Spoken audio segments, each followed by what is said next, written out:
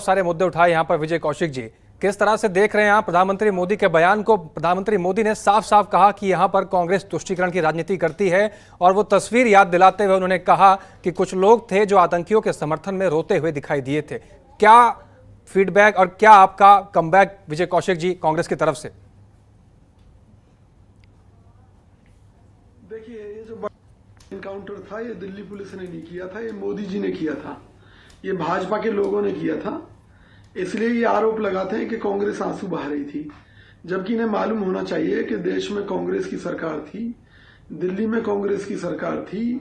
बटला house encounter जो है कांग्रेस सरकार के समय में हुआ। अफजल गुरु को फांसी कांग्रेस सरकार के समय में दी गई। अजमल कसाब को फांसी कांग्रेस सरकार के समय में दी गई। भाजपा सरकार के समय में पिछले 8 साल में ये बता दें कि एक भी आतंकवादी को फांसी हुई हो, मुझे बता दें। दूसरी बात ये कह रहे हैं जी मुंबई वाला जो कांड हुआ, आतंकी घटना हुई, तो पुलवामा की जो घटना थी आतंकी घटना नहीं थी।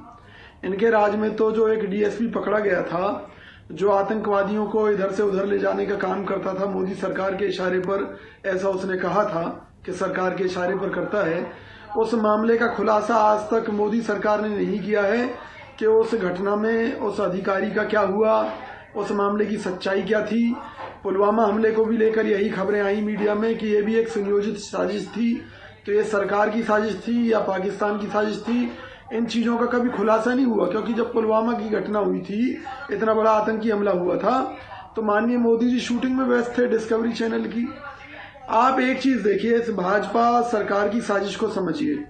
जिस तरह अटल बिहारी वाजपेयी सरकार के समय में पाकिस्तान हमारे देश की सीमा में घुसाया और हमने उनको बाहर निकालने में अपने सैकड़ों नौजवानों की बलि चढ़ा दी, और उसके बाद हम शौर्य दिवस मनाते हैं। काहे का शौर्य दिवस है कि अगर अपनी जमीन पर घुसाए आतंकवादियों को हम निकाल रहे हैं या पाकिस्तानी सेना को निकाल रहे हैं, हमारा ही लॉस हो रहा है हर तरीके से, धन का भी, हमारे सैनिकों का भी, और हम शौर्य विजय दिवस मना रहे हैं। काहे का विजय दिवस है? क्योंकि वो सरकार की चूक थी, लापरवाही थी। ऐसी मोदी सरकार कर रही है कि ये सिर्फ अपनी नाकामियों को छुपा रही है।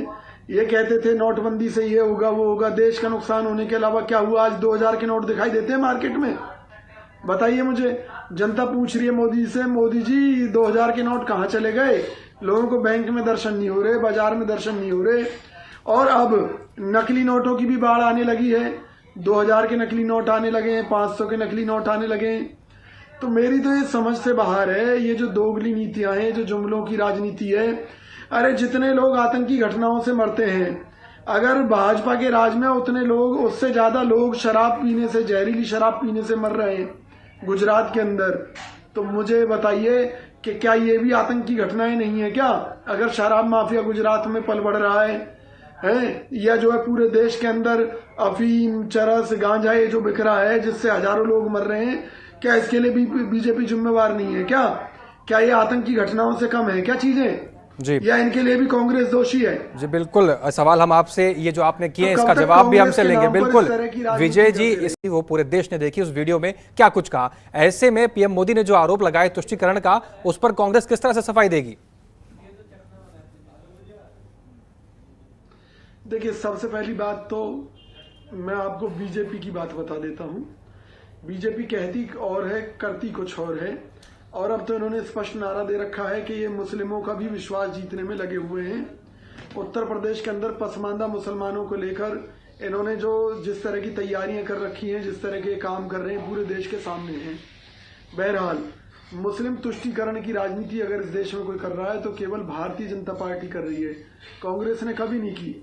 अगर कांग्रेस ने मुस्लिम तुष्टीकरण की राजनीति की होती तो आज देश का मुसलमान कांग्रेस के ऊपर आरोप लगाता है कि भाई कांग्रेस ने मुसलमानों को आगे नहीं बढ़ाया। अरे भाई, हमने सभी को आगे बढ़ाया, जिसमें क्षमता थी सबको, हर किसी को मौका दिया।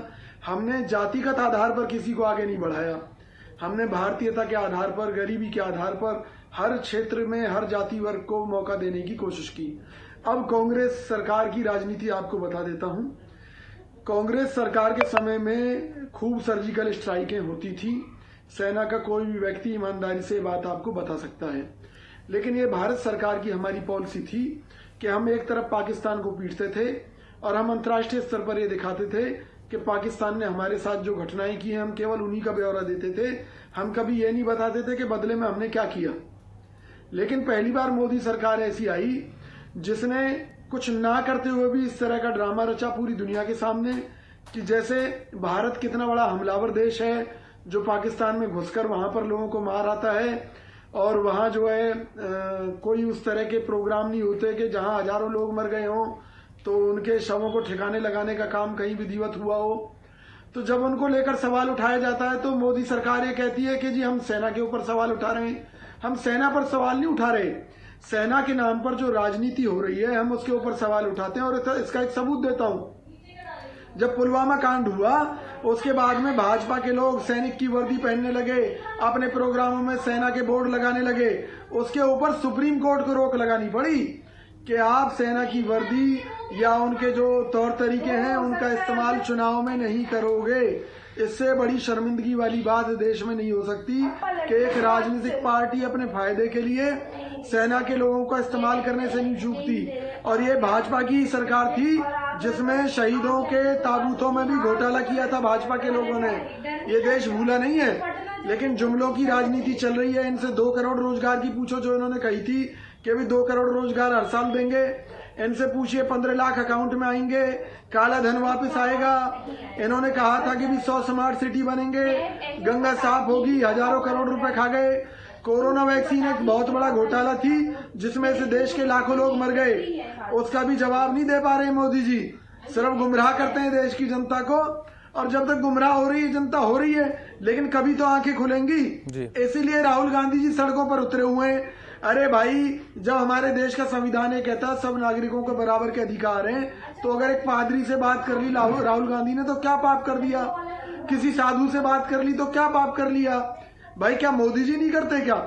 भाई बात तो करनी पड़ती है, सीधी बात है। जब तो आप किसी वर्ग की समस्याओं को जानोगे, किसी धर्म के बारे में जानोगे, जब तो आप अपनी कोई मानसिकता तैयार करेंगे। विजय जी, बात करने में कोई बुराई नहीं जी। विजय जी, क्या जवाब आपका? और उसके साथ एक सवाल ये भी है कि इस पूरे मसले में, इस पूरे चुनाव में, गुजरात के इस चुनाव में कांग्रेस का स्टैंड क्या है और कांग्रेस कहां पर अपने आप को देखती है इस पूरे चुनाव में? देखिए, मोदी जी की बातों से साबित होता है कि कहीं ना कहीं भारतीय जनता पार्टी की आतंकवादियों के साथ सेटिंग रही है, जिसके चलते अब वो ये डर दिखा रहे हैं कि अगर भाजपा नहीं आई तो दोबारा से इस तरह की घटनाएं होंगी। तो जाहिर सी बात है कि जब कांग्रेस की सरकार रही देश भर में तो भाजपा नेताओं का हाथ आतंकवादियों के साथ था, जिसके चलते ये आतंकवादी घटनाओं को अंजाम देते थे। अब चूंकि मोदी सरकार आ गई है, इसलिए मोदी सरकार कह रही है कि भाई हमें लाओ, नहीं तो फिर से आतंकी घटनाएं होने लगेंगी। वरना कोई प्रधानमंत्री इस तरह की बात नहीं कह सकता और ना ही कहनी चाहिए। ये क्या मतलब है? दूसरी बात सुन लीजिए कि मोदी सरकार हर मोर्चे पर फेल है। देश का व्यापार घाटा बहुत बढ़ चुका है। जब मोदी सरकार आई थी तो देश के ऊपर 40 लाख करोड़ का कर्जा। विजय जी, बहुत संक्षिप्त में, बहुत छोटे शब्दों में अपनी बात को पूरी कीजिए, क्योंकि समय की कमी है हमारे पास और हम अब ज्यादा देर तक इस डिबेट को आगे नहीं बढ़ा सकते। तो बहुत संक्षिप्त में, देश के ऊपर 140 लाख करोड़ का विदेशी कर्जा हो चुका है। हमारा विदेशी मुद्रा भंडार घटता जा रहा है, रुपए की कीमत घटती जा रही है।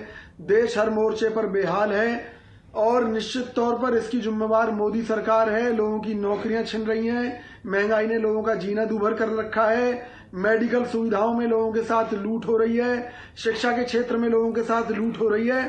देश के अंदर एक बड़ी अजीब सी, ठीक है विजय कौशिक जी, समय इजाजत नहीं दे रहा है।